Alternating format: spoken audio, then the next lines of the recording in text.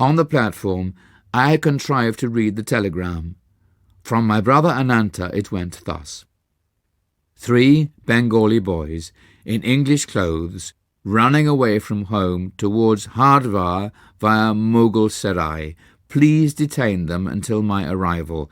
Ample reward for your services. Amar, I told you not to leave marked timetables in your home. My glance was reproachful. Brother must have found one there. My friend sheepishly acknowledged the thrust. We halted briefly in Bareilly, where Dwarka Prasad awaited us with a telegram from Ananta.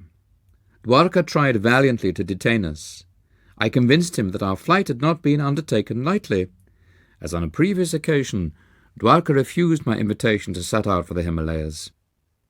While our train stood in the station that night, and I was half asleep, Amar was awakened by another questioning official. He too fell a victim to the hybrid charms of Thomas and Thompson. The train bore us triumphantly into a dawn arrival at Hardwar. The majestic mountains loomed invitingly in the distance. We dashed through the station and entered the freedom of city crowds. Our first act was to change into native costume, as Ananta had somehow penetrated our European disguise. A premonition of capture weighed on my mind. Deeming it advisable to leave Hardwar at once, we bought tickets to proceed north to Rishikesh, a soil long hallowed by the feet of many masters. I had already boarded the train, while Amar lagged on the platform. He was brought to an abrupt halt by a shout from a policeman. An unwelcome guardian, the officer escorted Amar and me to a police station bungalow and took charge of our money. He explained courteously that it was his duty to hold us until my elder brother arrived. Learning that the truant's destination had been the Himalayas, the officer related a strange story. I see you are crazy about saints. You will never meet a greater man of God than the one I saw only yesterday. My brother officer and I first encountered him 5 days ago. We were patrolling by the Ganges, on a sharp lookout for a certain murderer. Our instructions were to capture him, dead or alive. He was known to be masquerading as a sadhu in order to rob pilgrims. A short way before us we spied a figure which resembled the description of the criminal. He ignored our command to stop. We ran to overpower him. Approaching his back, I wielded my axe with tremendous force. The man's right arm was severed almost completely from his body. Without outcry or glance at the ghastly wound, the stranger astonishingly continued his swift pace. As we jumped in front of him, he spoke quietly. I am not the murderer you are seeking.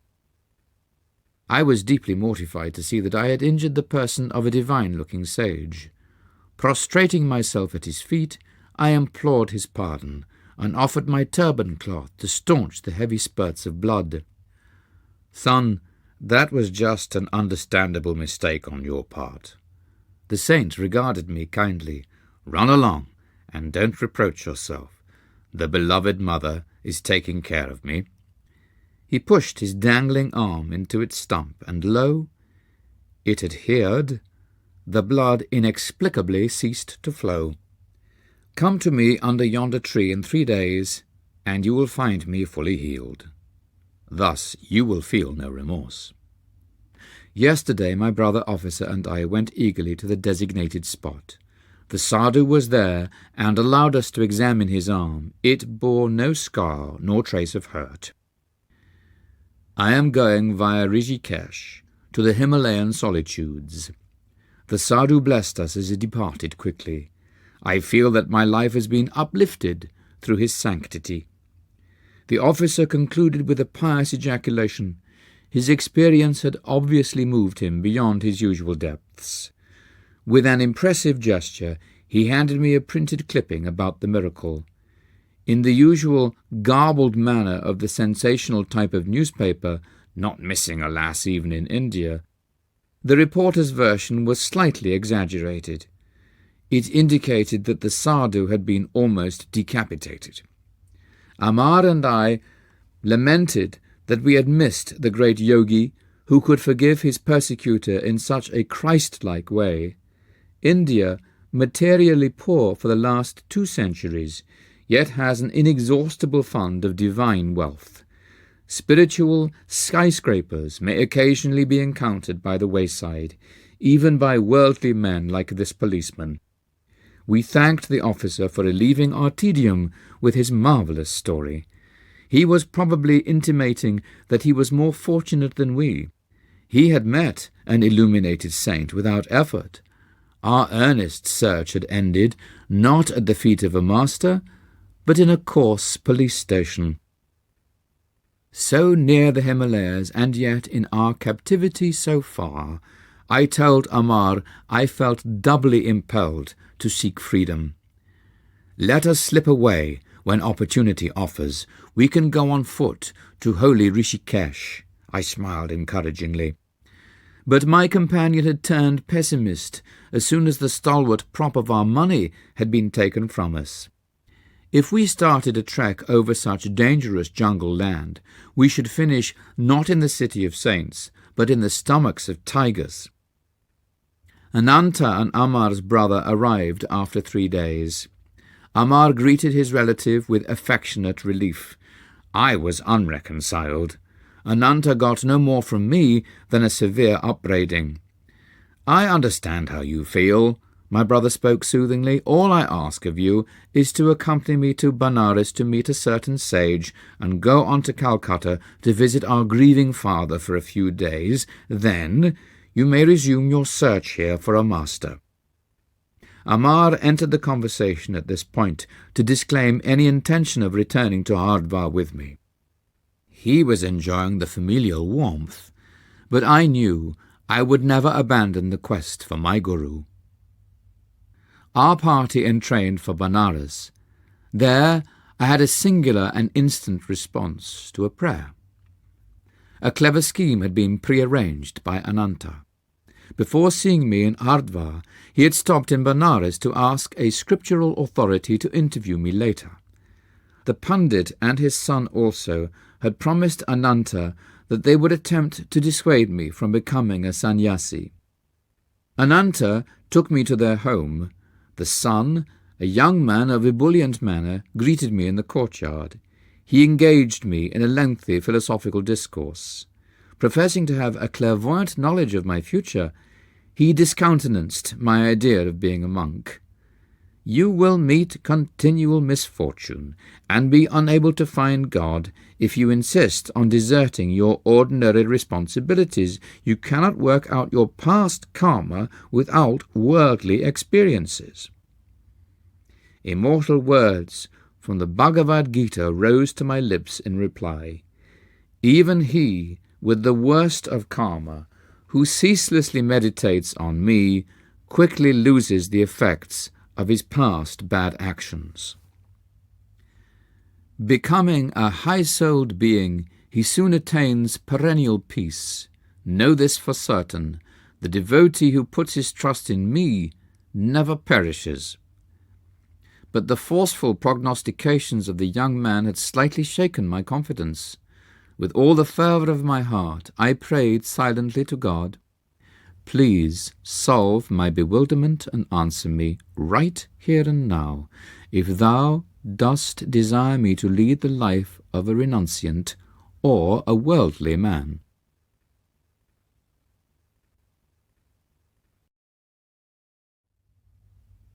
Chapter 4.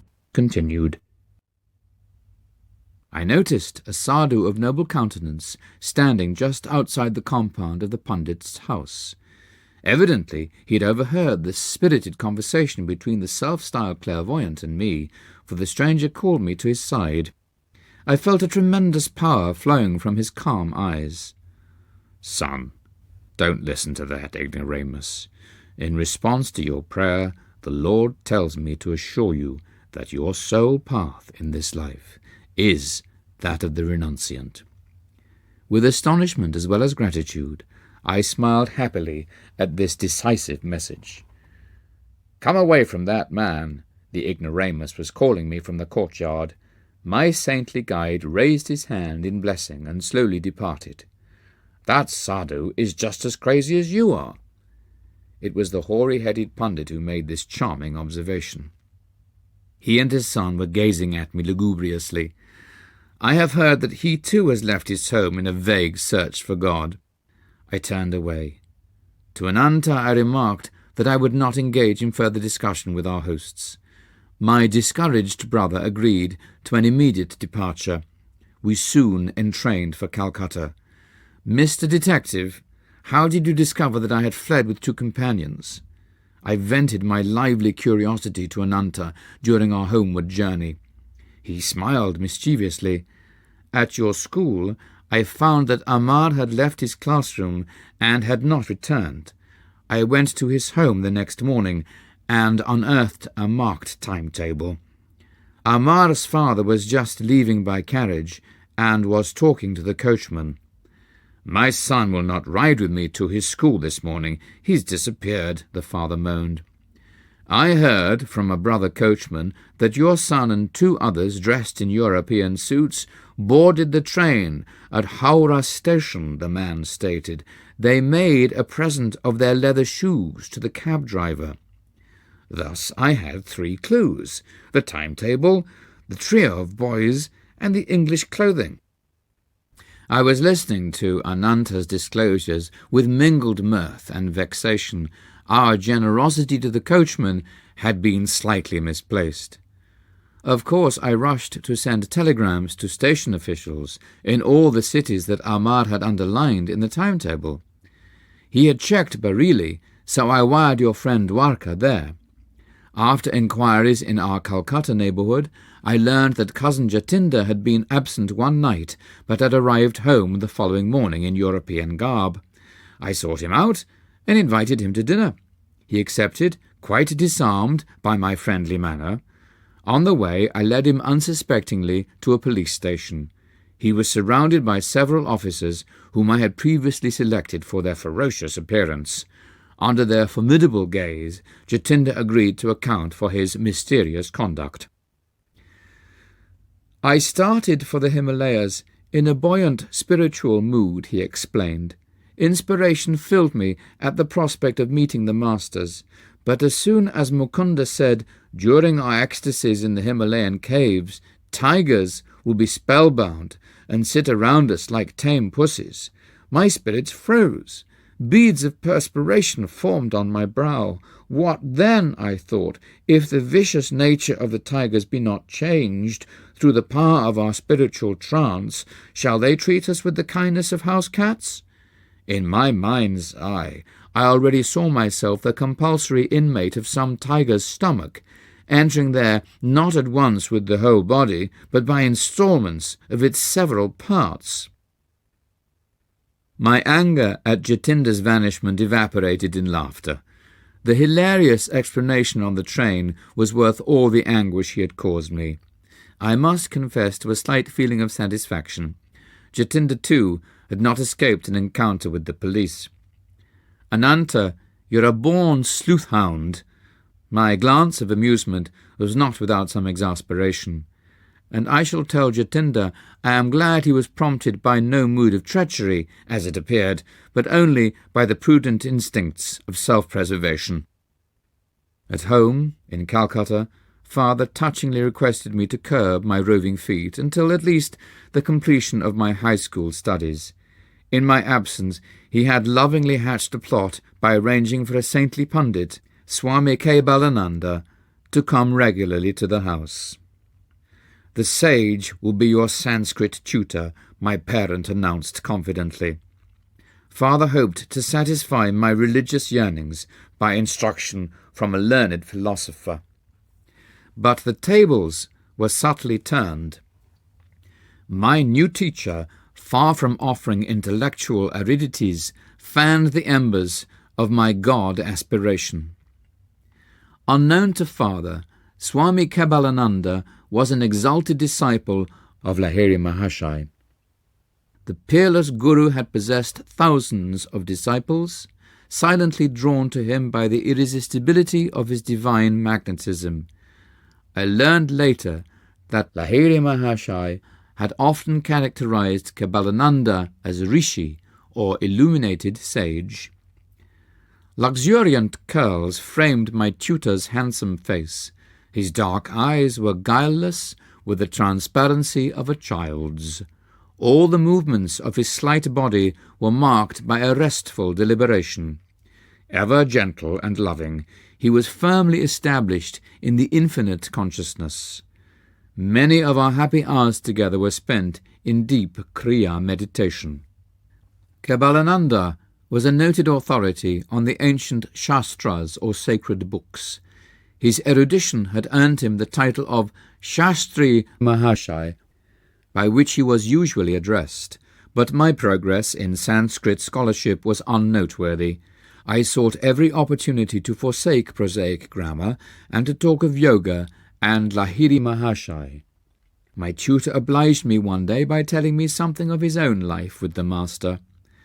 Rarely fortunate, I was able to remain near Lahiri Mahashai for 10 years.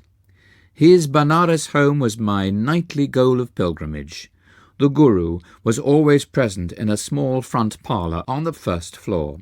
As he sat in lotus posture on a backless wooden seat, his disciples garlanded him in a semicircle. His eyes sparkled and danced with the joy of the divine. They were ever half closed, peering through the inner telescopic orb into a sphere of eternal bliss. He seldom spoke at length. Occasionally his gaze would focus on a student in need of help. Healing words poured then like an avalanche of light. An indescribable peace blossomed within me at the master's glance. I was permeated with his fragrance, as though from a lotus of infinity. To be with him, even without exchanging a word for days, was experience which changed my entire being. If any invisible barrier rose in the path of my concentration, I would meditate at the Guru's feet. There, the most tenuous states came easily within my grasp. Such perceptions eluded me in the presence of lesser teachers. The Master was a living temple of God, whose secret doors were open to all disciples through devotion. Lahiri Mahashai was no bookish interpreter of the scriptures. Effortlessly he dipped into the divine library. Foam of words and spray of thoughts gushed from the fountain of his omniscience. He had the wondrous clavis that unlocked the profound philosophical science hidden ages ago in the Vedas. If asked to explain the different planes of consciousness mentioned in the ancient texts, he would smilingly assent. I will undergo those states, and presently tell you what I perceive. He was thus diametrically unlike the teachers who commit scripture to memory and then give forth unrealized abstractions. Please expound the holy stanzas as the meaning occurs to you. The taciturn Guru often gave this instruction to a nearby disciple. I will guide your thoughts, that the right interpretation be uttered. In this way, many of Lahiri Mahashai's perceptions came to be recorded with voluminous commentaries by various students. The Master never counselled slavish belief. Words are only shells, he said. Win conviction of God's presence through your own joyous contact in meditation.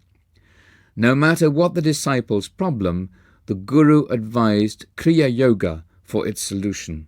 The yogic key will not lose its efficiency when I am no longer present in the body to guide you. This technique cannot be bound, filed, and forgotten in the manner of theoretical inspirations. Continue ceaselessly on your path to liberation through Kriya, whose power lies in practice. I myself consider Kriya the most effective device of salvation through self-effort ever to be evolved in man's search for the infinite. Kabbalananda concluded with this earnest testimony. Through its use, the omnipotent God, hidden in all men, became visibly incarnated in the flesh of Lahiri Mahashai and of a number of his disciples. A Christ-like miracle by Lahiri Mahashai took place in Kabbalananda's presence. My saintly tutor recounted the story one day. his eyes remote from the Sanskrit texts on the table before us. A blind disciple, Ramu, aroused my active pity. Should he have no light in his eyes when he faithfully served our Master, in whom the divine was fully blazing? One morning I sought to speak to Ramu, but he sat for patient hours, fanning the Guru with a handmade palm leaf punkah. When the devotee finally left the room, I followed him. "Ramu, how long have you been blind?" "From my birth, sir. Never have my eyes been blessed with a glimpse of the sun." "Our omnipotent Guru can help you. Please make a supplication." The following day, Ramu diffidently approached Lahiri Mahashai. The disciple felt almost ashamed to ask that physical wealth be added to his spiritual superabundance. "Master, the illuminator of the cosmos is in you. I pray you to bring his light into my eyes, that I perceive the sun's lesser glow." "Ramu, someone has connived to put me in a difficult position. I have no healing power." "Sir, the Infinite One within you can certainly heal." "That is indeed different, Ramu. God's limit is nowhere. He who ignites the stars and the cells of flesh with mysterious life effulgence can surely bring the lustre of vision into your eyes." The Master touched Ramu's forehead at the point between the eyebrows. "Keep your mind concentrated there, and frequently chant the name of the Prophet Rama for 7 days. The splendour of the sun shall have a special dawn for you." Lo, in 1 week it was so. For the first time, Ramu beheld the fair face of nature. The Omniscient One had unerringly directed his disciple to repeat the name of Rama, adorned by him above all other saints. Ramu's faith was the devotionally ploughed soil in which the Guru's powerful seed of permanent healing sprouted. Kebalananda was silent for a moment, then paid a further tribute to his Guru. It was evident in all miracles performed by Lahiri Mahashai that he never allowed the ego principle to consider itself a causative force. By the perfection of his surrender to the prime healing power, the Master enabled it to flow freely through him. The numerous bodies that were spectacularly healed through Lahiri Mahashai eventually had to feed the flames of cremation, but the silent spiritual awakenings he effected, the Christ-like disciples he fashioned, are his imperishable miracles. I never became a Sanskrit scholar. Kebalananda taught me a diviner syntax. Chapter 5. A perfume saint displays his wonders. To everything there is a season, and a time to every purpose under the heaven. I did not have this wisdom of Solomon to comfort me. I gazed searchingly about me on any excursion from home for the face of my destined Guru, but my path did not cross his until after the completion of my high school studies. 2 years elapsed between my flight with Amar towards the Himalayas and the great day of Sri Yukteswar's arrival into my life. During that interim, I met a number of sages: the perfume saint, the tiger Swami, Nagendranath Baduri, Master Mahashai, and the famous Bengali scientist Jagadish Chandra Bose. My encounter with the perfume saint had 2 preambles, one harmonious and the other humorous. God is simple, everything else is complex. Do not seek absolute values in the relative world of nature. These philosophical finalities gently entered my ear as I stood silently before a temple image of Kali. Turning, I confronted a tall man whose garb, or lack of it, revealed him a wandering sadhu. "You have indeed penetrated the bewilderment of my thoughts," I smiled gratefully. The confusion of benign and terrible aspects in nature, as symbolized by Kali, has puzzled wiser heads than mine.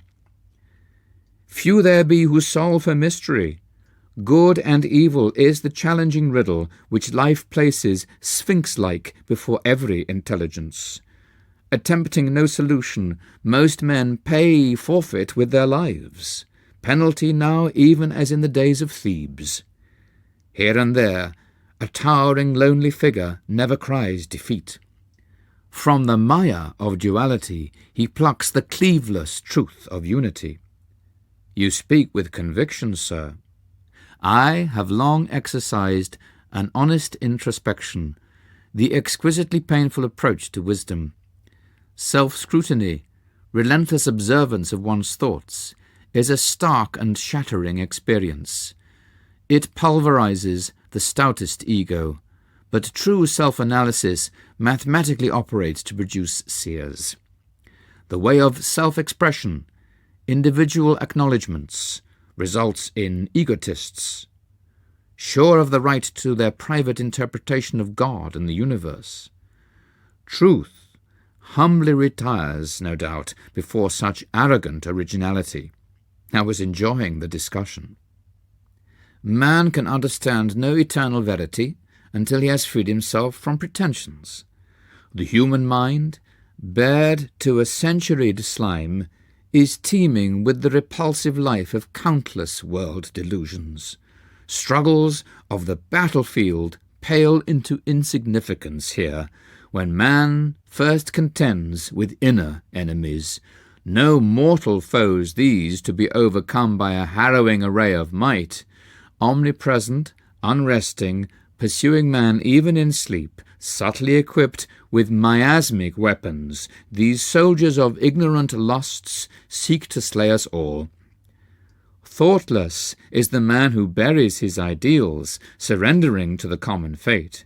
May he seem other than impotent, wooden, ignominious? Respected sir, have you no sympathy for the bewildered masses? The sage was silent for a moment, then answered obliquely, To love both the invisible God, repository of all virtues, and visible man, apparently possessed of none, is often baffling, but ingenuity is equal to the maze. Inner research soon exposes a unity of all human minds, the stalwart kinship of selfish motive. In one sense at least, the brotherhood of man stands revealed. An aghast humility follows this levelling discovery. It ripens into compassion for one's fellows, blind to the healing potencies of the soul awaiting exploration.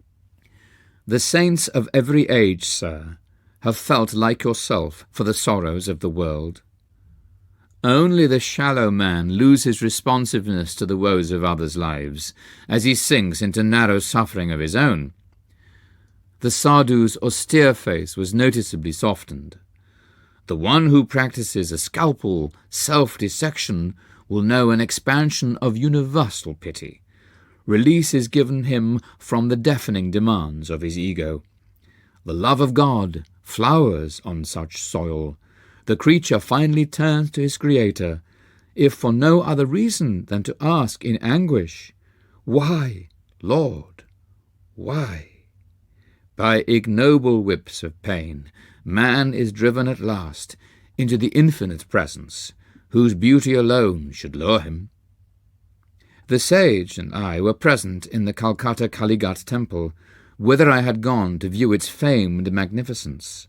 With a sweeping gesture, my chance companion dismissed the ornate dignity. Bricks and mortar sing us no audible tune.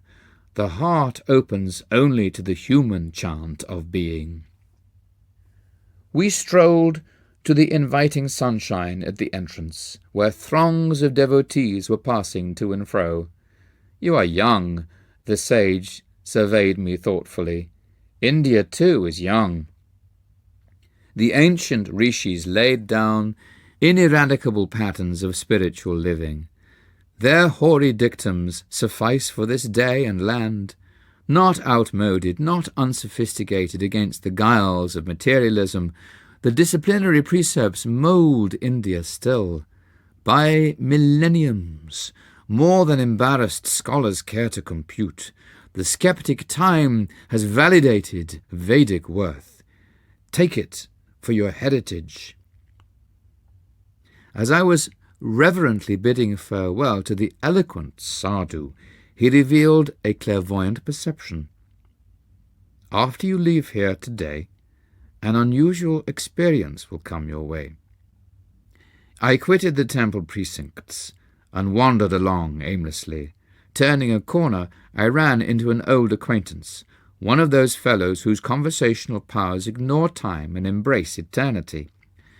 I shall let you go in a very short while, he promised, if you will tell me all that has happened during the years of our separation.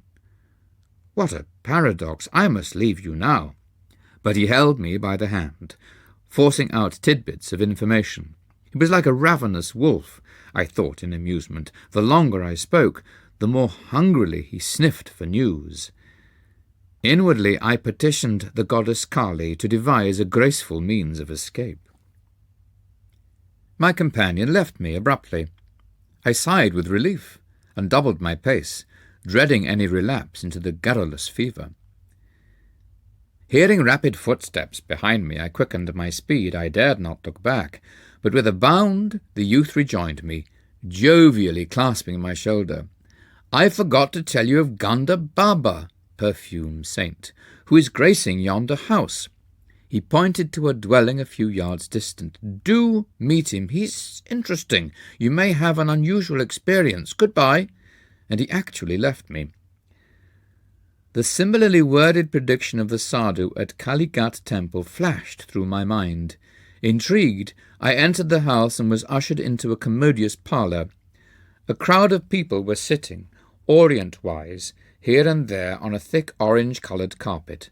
An awed whisper reached my ear.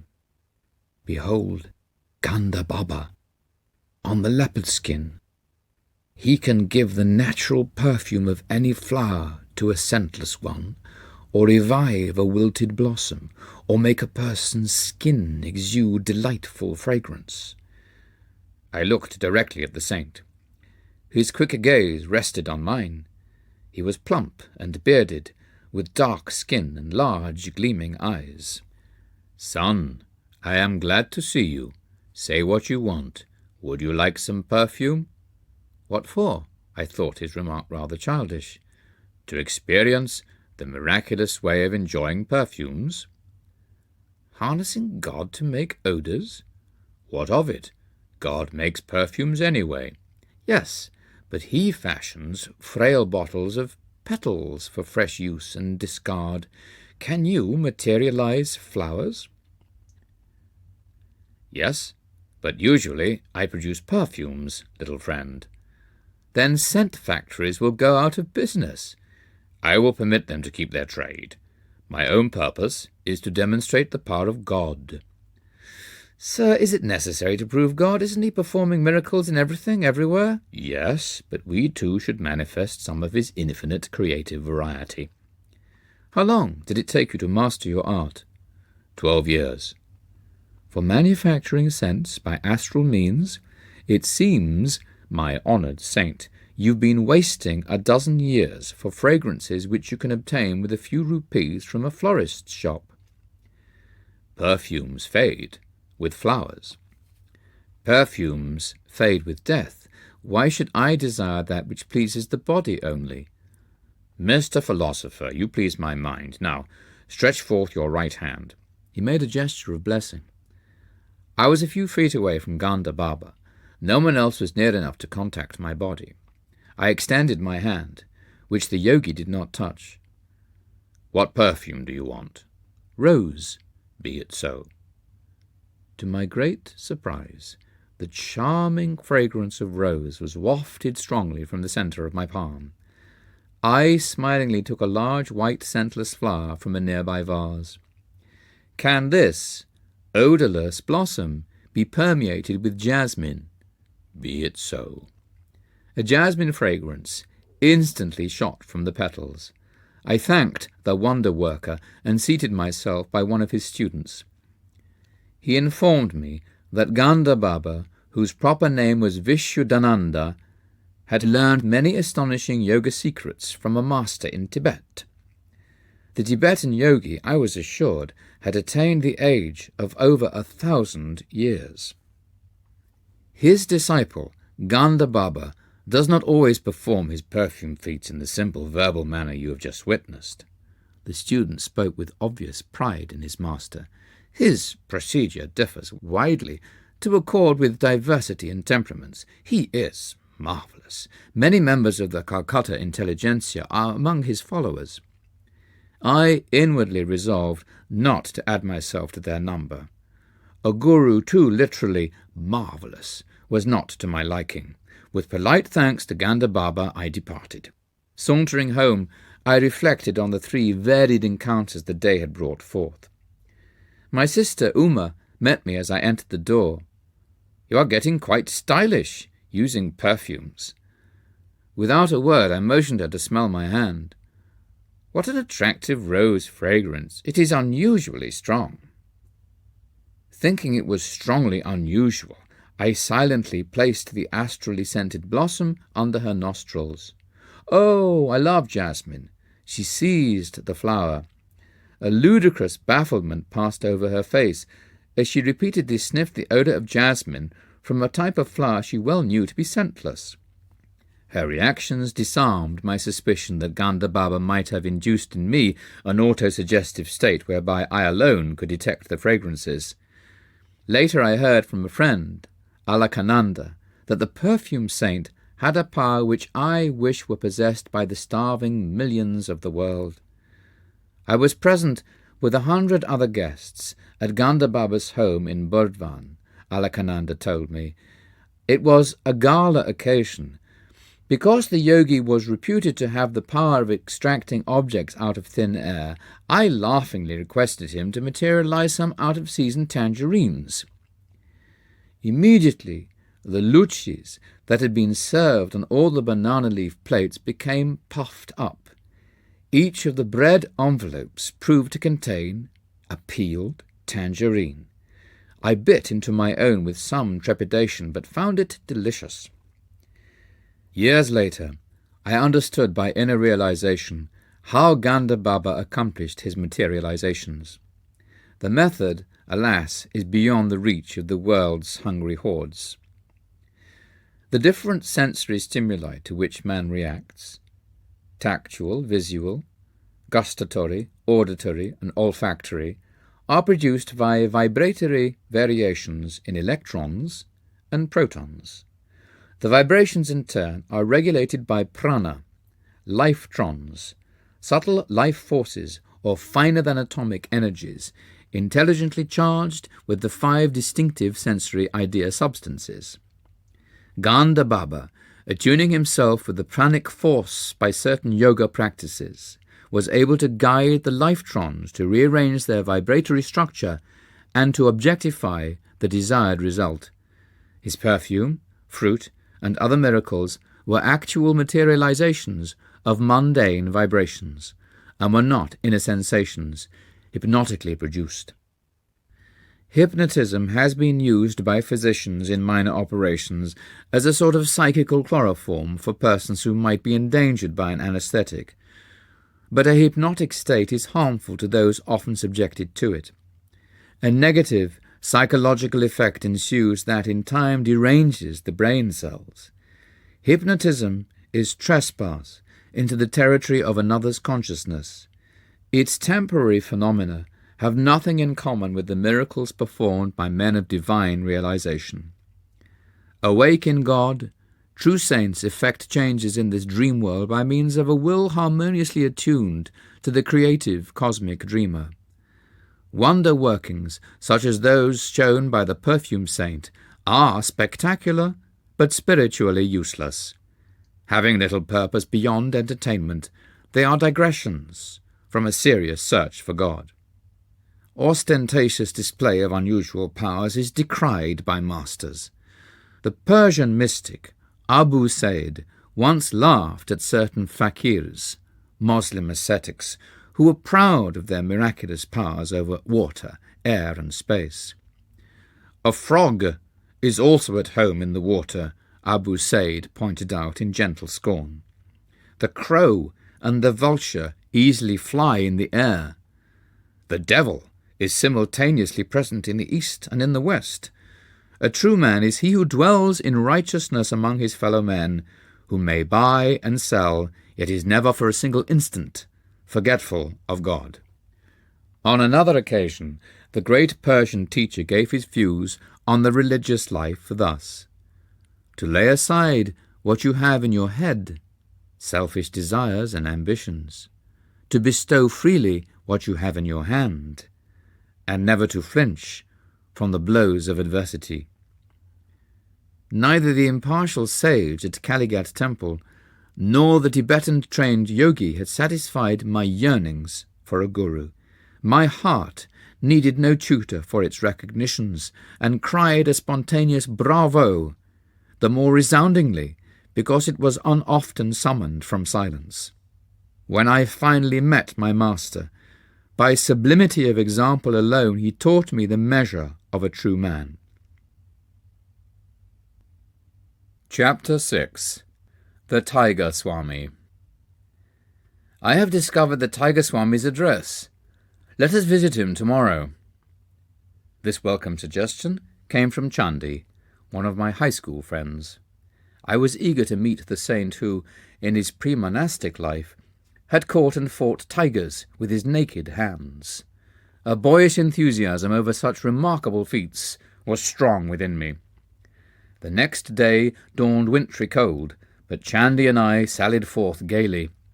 After much vain hunting in Bhawanipur, outside Calcutta, we arrived at the right house. The door held 2 iron rings, which I sounded piercingly. Notwithstanding the clamour, a servant approached with a leisurely gait.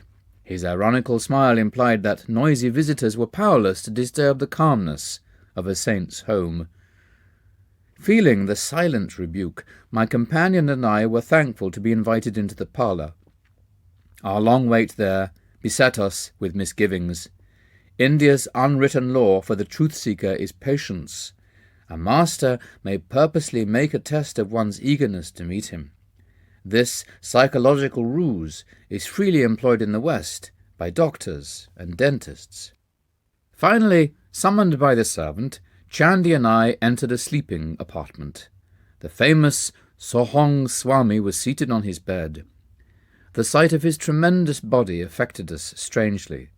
With bulging eyes, we stood speechless. We'd never before seen such a chest, or such football-like biceps. On an immense neck, the Swami's fierce yet calm face was adorned with flowing locks, beard, and moustache. A hint of dove-like and tiger-like qualities shone in his dark eyes. He was unclothed, save for a tiger skin about his muscular waist. Finding our voices, my friend and I greeted the monk, expressing our admiration for his prowess in the extraordinary feline arena. "Will you not tell us, please, how it is possible to subdue with bare fists the most ferocious of jungle beasts, the Royal Bengals?" "My sons, it is nothing to me to fight tigers. I could do it today, if necessary." He gave a childlike laugh. "You look upon tigers as tigers. I know them as pussycats." "Swamiji, I think I could impress my subconsciousness with the thought that the tigers are pussycats, but could I make tigers believe it?" "Of course, strength is also necessary. One may not expect victory from a baby who imagines a tiger to be a house cat. Powerful hands are my sufficient weapon." He asked us to follow him to the patio, where he struck the edge of a wall. A brick crashed to the floor. The sky peered boldly through the gape, the lost tooth space in the wall. I staggered in astonishment. He who can remove a mortared brick from a solid wall with one blow, I thought, must surely be able to displace the teeth of tigers. A number of men have physical powers such as mine, but still lack in cool confidence. Those who are bodily but not mentally stalwart may find themselves fainting at the mere sight of a wild beast bounding freely in the jungle. The tiger, in its natural ferocity and habitat, is vastly different from the opium-fed circus animal. Many a man with Herculean strength has nonetheless been terrorized into abject helplessness before the onslaught of a Royal Bengal. Thus the tiger has converted the man in his own mind to a state as fearful as the pussycats. It is possible for a man owning a fairly strong body and an immensely strong determination to turn the tables on the tiger and force it to a conviction of pussycat defenselessness. How often have I done just that? I was quite willing to believe that the Titan before me was able to perform the tiger-pussycat metamorphosis. He seemed to be in a didactic mood. Chandy and I listened respectfully. Mind is the wielder of muscles. The force of a hammer blow depends on the energy applied. The power, expressed by a man's bodily instrument, depends on his aggressive will and courage. The body is literally manufactured and sustained by mind. Through pressure of instincts from past lives, strengths or weaknesses percolate gradually into human consciousness. They express as habits, which in turn manifest as a desirable or an undesirable body.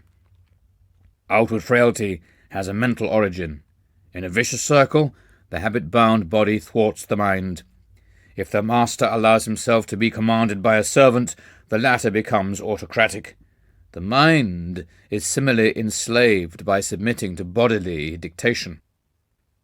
At our entreaty, the impressive Swami consented to tell us something of his own life. My earliest ambition was to fight tigers. My will was mighty, but my body was feeble. An ejaculation of surprise broke from me. It appeared incredible that this man now, with Atlantean shoulders fit to bear, could ever have known weakness. It was by indomitable persistency in thoughts of health and strength that I overcame my handicap. I have every reason to extol the compelling mental vigour which I found to be the real subduer of Royal Bengals. Do you think, revered Swami, that I could ever fight tigers? This was the first time and the last that the bizarre ambition ever visited my mind. Yes, he was smiling, but there are many kinds of tigers. Some roam in jungles of human desires. No spiritual benefit accrues by knocking beasts unconscious. Rather be victor over the inner prowlers. May we hear, sir, how you changed from a tamer of wild tigers to a tamer of wild passions? The Tiger Swami fell into silence. Remoteness came into his gaze, summoning visions of bygone years. I discerned his slight mental struggle to decide whether to grant my request. Finally he smiled in acquiescence. When my fame reached a zenith, it brought the intoxication of pride. I decided not only to fight tigers, but to display them in various tricks. My ambition was to force savage beasts to behave like domesticated ones. I began to perform my feats publicly, with gratifying success. One evening my father entered my room, in pensive mood. Son, I have words of warning. I would save you from coming ills, produced by the grinding wheels of cause and effect. Are you a fatalist, father? Should superstition be allowed to discolour the powerful waters of my activities? I am no fatalist, son, but I believe in the just law of retribution, as taught in the Holy Scriptures.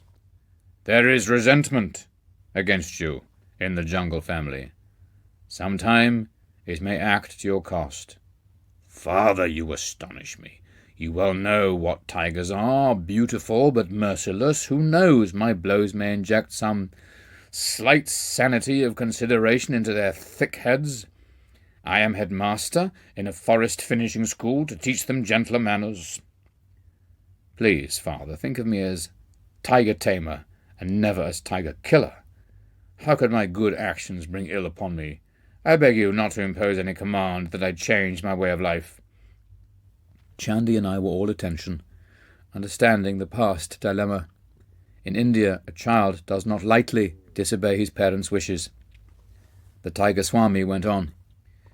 In stoic silence, father listened to my explanation. He followed it with a disclosure which he uttered gravely. "Son, you compel me to relate an ominous prediction from the lips of a saint. He approached me yesterday as I sat on the veranda in my daily meditation. Dear friend, I come with a message for your belligerent son. Let him cease his savage activities. Otherwise, his next tiger encounter shall result in his severe wounds, followed by 6 months of deathly sickness. He shall then forsake his former ways and become a monk." This tale did not impress me. I considered that father had been the credulous victim of a deluded fanatic. The Tiger Swami made this confession with an impatient gesture, as though at some stupidity. Grimly silent for a long time, he seemed oblivious of our presence. When he took up the dangling thread of his narrative, it was suddenly, with subdued voice. "Not long after father's warning, I visited the capital city of Cooch Behar. The picturesque territory was new to me, and I expected a restful change. As usual, everywhere, a curious crowd followed me on the streets. I would catch bits of whispered comment. 'This is the man who fights wild tigers. Has he legs or tree trunks? Look at his face. He must be an incarnation of the king of tigers himself.' You know how village urchins function like final editions of a newspaper. With what speed do the even later speech bulletins of the women circulate from house to house? Within a few hours, the whole city was in a state of excitement over my presence. I was relaxing quietly in the evening when I heard the hoofbeats of galloping horses. They stopped in front of my dwelling place. In came a number of tall, turbaned policemen. I was taken aback. All things are possible unto these creatures of human law, I thought. I wonder if they are going to take me to task about matters utterly unknown to me. But the officers bowed with unwonted courtesy. "Honoured sir, we are sent to welcome you on behalf of the Prince of Cooch Behar. He is pleased to invite you to his palace tomorrow morning." I speculated a while on the prospect. For some obscure reason I felt a sharp regret at this interruption in my quiet trip, but the suppliant manner of the policeman moved me. I agreed to go. I was bewildered the next day to be obsequiously escorted from my door into a magnificent coach drawn by 4 horses. A servant held an ornate umbrella to protect me from the scorching sunlight. I enjoyed the pleasant ride through the city and its woodland outskirts. The royal scion himself was at the palace door to welcome me. He proffered his own gold-brocaded seat, smilingly placing himself in a chair of simpler design. All this politeness is certainly going to cost me something, I thought in mounting astonishment. The prince's motive emerged after a few casual remarks. "My city is filled with the rumour that you can fight wild tigers with nothing more than your naked hands. Is it a fact?" "It is, quite true." "I can scarcely believe it. You are a Calcutta Bengali, nurtured on the white rice of city folk. Be frank, please. Have you not been fighting only spineless, opium-fed animals?" His voice was loud and sarcastic, his speech tinged with provincial accent. I vouchsafed no reply to his insulting question. "I challenge you to fight my newly caught tiger, Raja Begum. If you can successfully resist him, bind him with a chain, and depart his cage in a conscious state, you shall have this royal Bengal. Several thousand rupees and many other gifts shall also be bestowed. If you refuse to meet him in combat, I shall blazon your name throughout the state as an impostor." His insolent words struck me like a volley of bullets. I shot an angry acceptance. Half risen from the chair in his excitement, the prince sank back with a sadistic smile. I was reminded of the Roman emperors, who delight in setting Christians in bestial arenas. He said, "The match will be set for a week hence. I regret that I cannot give you permission to view the tiger in advance." Whether the prince feared I might seek to hypnotize the beast or secretly feed him opium, I know not. I left the palace, noting with amusement that the royal umbrella and panoplied coach were now missing. The following week I methodically prepared my mind and body for the coming ordeal. Through my servant, I learned of fantastic tales. The saint's direful prediction to my father had somehow got abroad, enlarging as it ran. Many simple villagers believed that an evil spirit, cursed by the gods, had reincarnated as a tiger, which took various demonic forms at night, but remained a striped animal during the day. This demon tiger was supposed to be the one sent to humble me. Another imaginative version was that animal prayers to Tiger Heaven had achieved a response in the shape of Raja Begum. He was to be the instrument to punish me, the audacious biped so insulting to the entire tiger species. A furless, fangless man daring to challenge a claw-armed, sturdy-limbed tiger. The force of concentrated venom of all humiliated tigers, the villagers declared, had gathered momentum sufficient to operate hidden laws and bring about the fall of the proud tiger-tamer. My servant further appraised me that the prince was in his element as manager of the bout between man and beast. He had supervised the erection of a storm-proof pavilion designed to accommodate thousands. Its centre held Raja Begum in an enormous iron cage surrounded by an outer safety room. The captive emitted a ceaseless series of blood-curdling roars. He was fed sparingly to kindle a wrathful appetite. Perhaps the prince expected me to be the meal of reward. Crowds from the city and suburbs bought tickets eagerly in response to the beat of drums announcing the unique contest. The day of battle saw hundreds turned away for lack of seats. Many men broke through the tent openings, or crowded any space below the galleries. As the Tiger Swami's story approached a climax, my excitement mounted with it. Chandi was also raptly mute. Amidst piercing sound explosions from Raja Begum and the hubbub of the terrified crowd, I quietly made my appearance. Scantily clad around the waist, I was otherwise unprotected by clothing. I opened the bolt on the door of the safety room and calmly locked it behind me. The tiger sensed blood.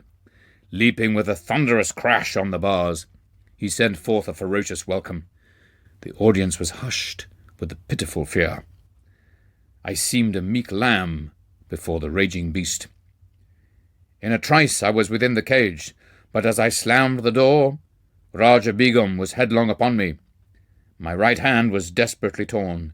Human blood, the greatest treat a tiger can know, fell in appalling streams.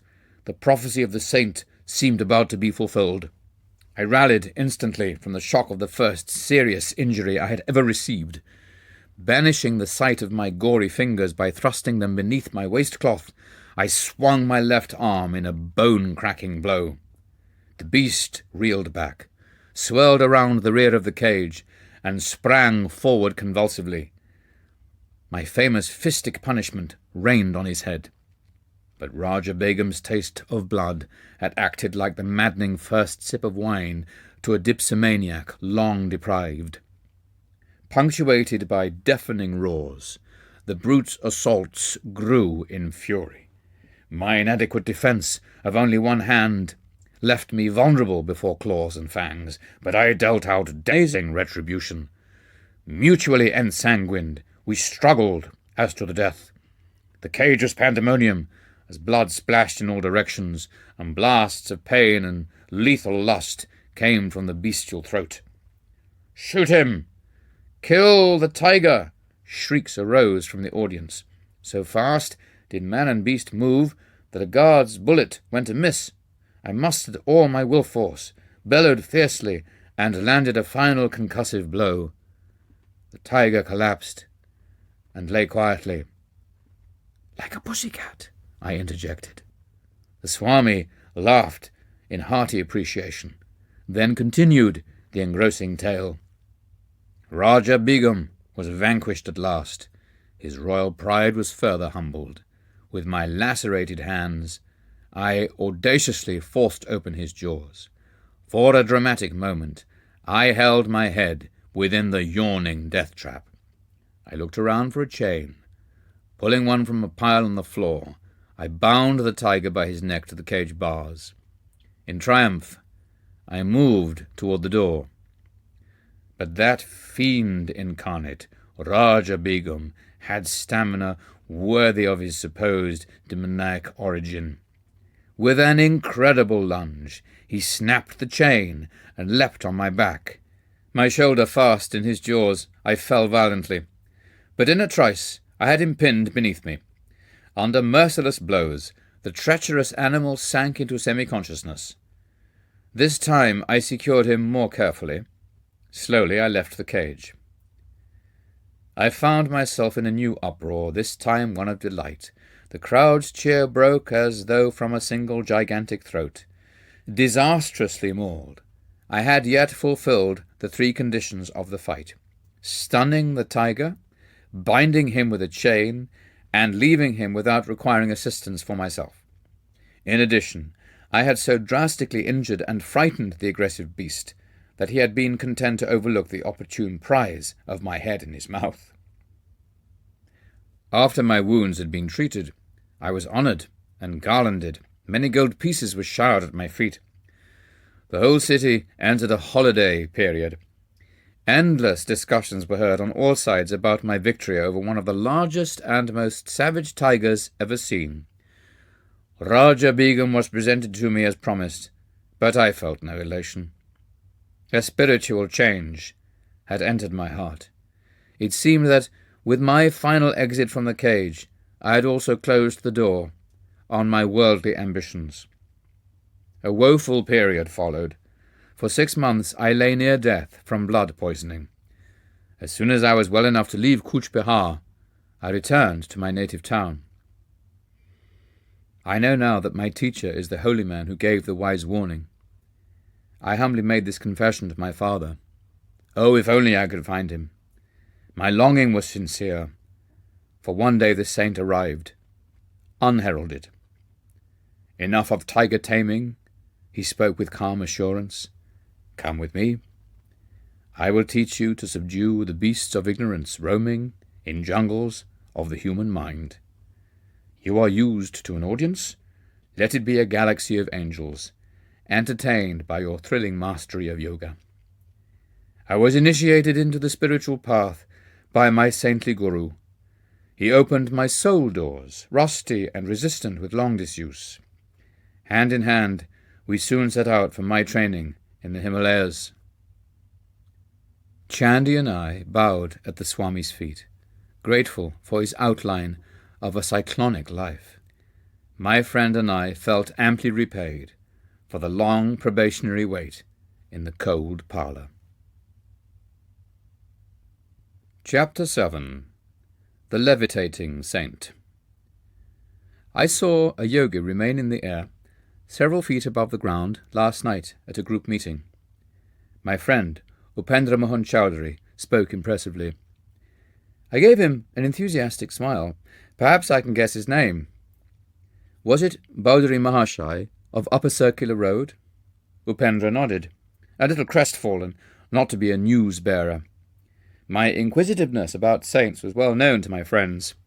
They delighted in setting me on a fresh track. The yogi lives so close to my home that I often visit him. My words brought keen interest to Upendra's face, and I made further confidence. I have seen him in remarkable feats. He has expertly mastered the various pranayamas mentioned in the ancient eightfold yoga outlined by Patanjali. Once Baduri Mahashai performed the Bastrika pranayama before me with such amazing force that it seemed an actual storm had arisen in the room. Then he extinguished the thundering breath and remained motionless in a high state of superconsciousness. The aura of peace after the storm was vivid beyond forgetting. I have heard that the saint never leaves his home. Upendra's tone was a trifle incredulous. Indeed, it is true. He has lived indoors for the past 20 years. He slightly relaxes his self-imposed rule at the times of our holy festivals, when he goes as far as his front sidewalk. The beggars gather there because Saint Baduri is known for his tender heart. How does he remain in the air, defying the law of gravitation? A yogi's body loses its grossness after use of certain pranayamas. Then it will levitate or hop about like a leaping frog. Even saints who do not practice a formal yoga have been known to levitate during a state of intense devotion to God. I would like to know more of this sage. Do you attend his evening meetings?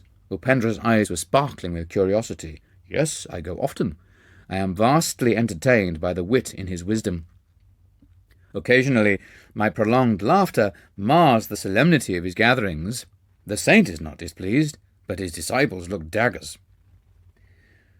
On my way home from school that afternoon, I passed Baduri Mahasya's cloister and decided on a visit. The yogi was inaccessible to the general public. A lone disciple, occupying the ground floor, guarded his master's privacy. The student was something of a martinet. He now inquired formally if I had an engagement.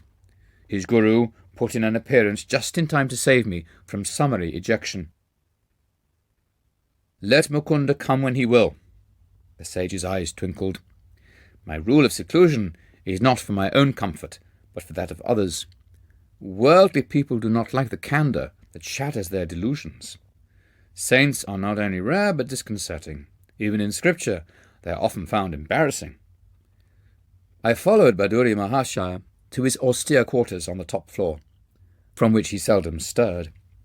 Masters often ignore the panorama of the world's ado, out of focus till centred in the ages. The contemporaries of a sage are not only those of the narrow present. Maharishi, you are the first yogi I have known who always stays indoors.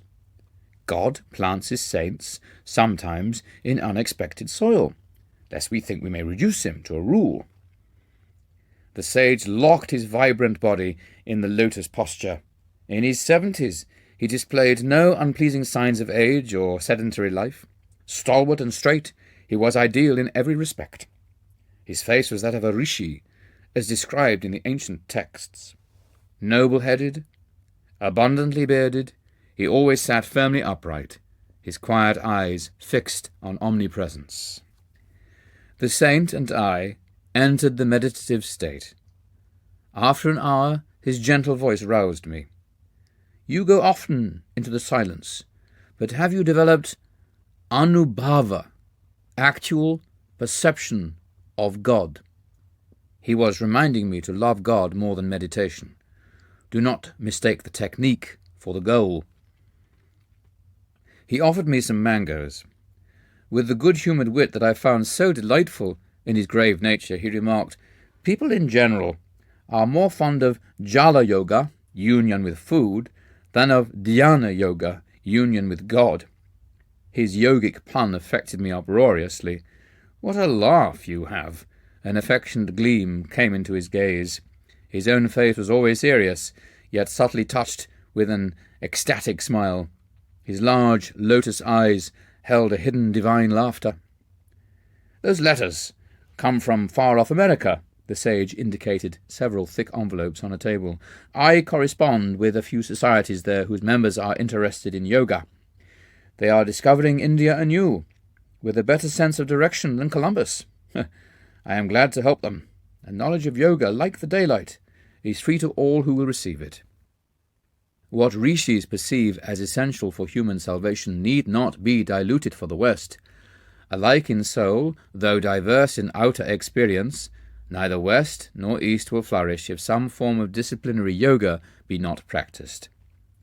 The saint held me with his tranquil eyes. I did not realize that his speech was a veiled prophetic guidance. It is only now, as I write these words, that I understand the full meaning in the casual intimations he often gave me that some day I would carry India's teachings to America. Maharishi, I wish you would write a book on yoga for the benefit of the world. I am training disciples, They and their line of students will serve as living volumes, proof against the natural disintegrations of time and the unnatural interpretations of the critics. I remained alone with the yogi until his disciples arrived in the evening. Badari Mahasaya began one of his inimitable discourses. Like a peaceful flood, he swept away the mental debris of his listeners, floating them Godward. His striking parables were expressed in a flawless Bengali. This evening, Badari expounded various philosophical points connected with the life of Mirabai, a medieval Rajputani princess who had abandoned her court life to seek the company of saints. One great sannyasi, Sanatana Goswami, refused to receive her because she was a woman. Her reply brought him humbly to her feet. "Tell the master," she had said, "that I did not know there was any male in the universe save God. Are we all not females before him?" A scriptural conception of the Lord as the only positive creative principle, his creation being naught but a passive maya. Mirabai composed many ecstatic songs, which are still treasured in India. I translate one of them here. If by bathing daily God could be realized, sooner would I be a whale in the deep. If by eating roots and fruits he could be known, gladly would I choose the form of a goat. If the counting of rosaries uncovered him, I would say my prayers on mammoth beads. If bowing before stone images unveiled him, a flinty mountain I would humbly worship. If by drinking milk the Lord could be imbibed, many calves and children would know him. If abandoning one's wife could summon God, would not thousands be eunuchs? Mirabai knows that to find the Divine One, the only indispensable is love. Several students put rupees in Badari's slippers which lay by his side as he sat in yoga posture. This respectful offering, customary in India, indicates that the disciple places his material goods at the Guru's feet. Grateful friends are only the Lord in disguise, looking after his own. Master, you are wonderful. A student, taking his leave, gazed ardently at the patriarchal sage. You have renounced riches and comforts to seek God and teach us wisdom. It was well known that Badari Mahasaya had forsaken great family wealth in his early childhood, when single-mindedly he had entered the yogic path. You are reversing the case. The saint's face held a mild rebuke. I have left a few paltry rupees, a few petty pleasures, for a cosmic empire of endless bliss. How then have I denied myself anything? I know the joy of sharing the treasure. Is that a sacrifice? The short-sighted, worldly folk are verily the real renunciants. They relinquish an unparalleled divine possession for a poor handful of earthly toys. I chuckled over this paradoxical view of renunciation, one that puts the cap of Croesus on any saintly beggar, whilst transforming all proud millionaires into unconscious martyrs. The divine order arranges our future more wisely than any insurance company. The Master's concluding words were the realized creed of his faith. The world is full of uneasy believers in an outward security. Their bitter thoughts are like scars on their foreheads. The one who gave us air and milk from our first breath knows how to provide day by day for his devotees. I continued my after-school pilgrimages to the saint's door. With silent zeal he aided me to attain Anubhava. One day he moved to Ram Mohan Roy Road, away from the neighbourhood of my home. His loving disciples had built him a new hermitage, known as Nagendra Math. Although it throws me ahead of my story by a number of years, I will recount here the last words given to me by Badari Mahasaya. Shortly before I embarked for the West, I sought him out and humbly knelt for his farewell blessing. Son, go to America, take the dignity of hoary India for your shield. Victory is written on your brow. The noble, distant people will well receive you. Chapter 8. India's Great Scientist, J.C. Bose.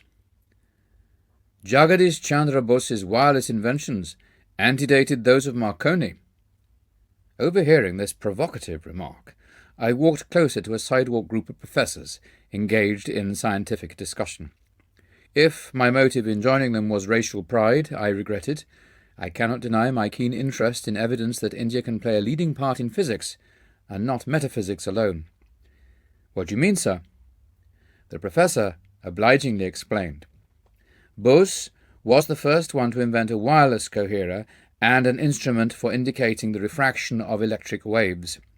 But the Indian scientist did not exploit his inventions commercially. He soon turned his attention from the inorganic to the organic world. His revolutionary discoveries as a plant physiologist are outpacing even his radical achievements as a physicist. I politely thanked my mentor. He added, "The great scientist is one of my brother professors at Presidency College." I paid a visit the next day to the sage at his home, which was close to mine. I had long admired him from a respectful distance. The grave and retiring botanist greeted me graciously. He was a handsome, robust man in his 50s, with thick hair, a broad forehead, and the abstracted eyes of a dreamer. The precision in his tones revealed the lifelong scientific habit. I have recently returned from an expedition to scientific societies of the West. Their members exhibited intense interest in delicate instruments of my invention which demonstrate the indivisible unity of all life. The Bose crescograph has the enormousness of 10 million magnifications. The microscope enlarges only a few thousand times, yet it brought vital impetus to biological science. The crescograph opens incalculable vistas. You have done much, sir, to hasten the embrace of East and West with the impersonal arms of science. I was educated at Cambridge. How admirable is the Western method of submitting all theory to scrupulous experimental verification. That empirical procedure has gone hand in hand with the gift for introspection that is my Eastern heritage. Together they have enabled me to sunder the silences of natural realms long uncommunicative. The telltale charts of my crescograph are evidence for the most skeptical that plants have a sensitive nervous system and a varied emotional life. Love, hate, joy, fear, pleasure, pain, excitability, stupor, and countless other appropriate responses to stimuli are as universal in plants as in animals. The unique throb of life in all creation could seem only poetic imagery before your advent, Professor. A saint I once knew would never pluck flowers. Shall I rob the rose-bush of its pride in beauty? Shall I affront its dignity by my rude divestment? His sympathetic words are verified literally to your discoveries. The poet is intimate with truth, while the scientist approaches awkwardly. Come some day to my laboratory and see the unequivocal testimony of the crescograph. Gratefully I accepted the invitation and took my departure. I heard later that the botanist had left Presidency College and was planning a research centre in Calcutta. When the Bose Institute was opened, I attended the dedicatory services. Enthusiastic hundreds strolled over the premises. I was charmed with the artistry and spiritual symbolism of the new home of science. Its front gate is a centuried relic from a distant shrine. Behind a lotus pool, a sculptured female figure with a torch conveys the Indian respect for woman as the immortal light-bearer. A small temple in a garden is consecrated to the noumenon, beyond phenomena. Thought of the divine incorporeity is suggested by the absence of any altar image. Bose's speech on this great occasion might have issued from the lips of one of the inspired ancient rishis.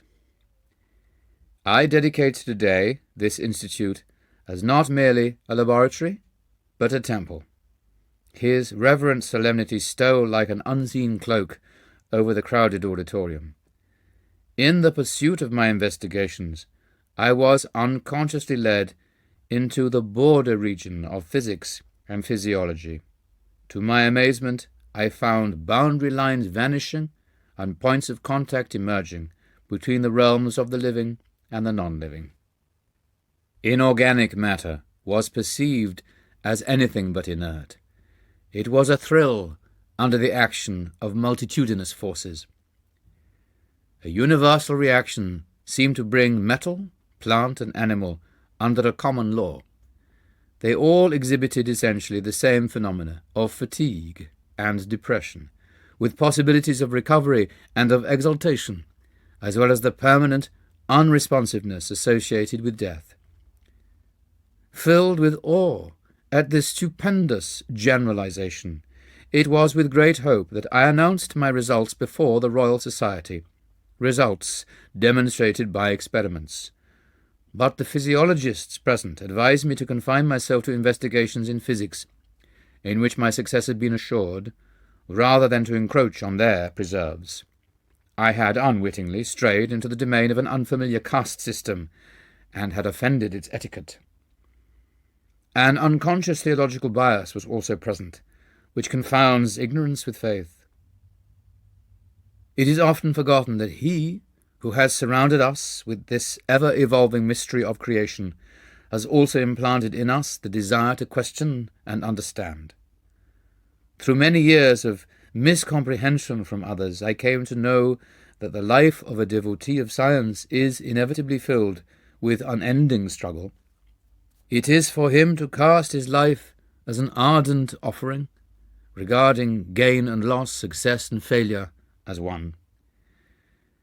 In time, the leading scientific societies of the world accepted my theories and results and recognized the importance of the Indian contribution to science.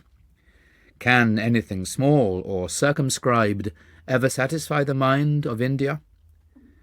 By a continuous living tradition and the vital power of rejuvenescence, this land has readjusted itself through unnumbered transformations.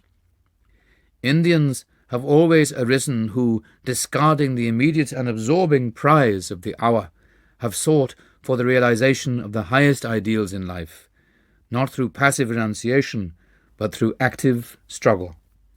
The weakling who has refused the conflict, acquiring nothing, has had nothing to renounce.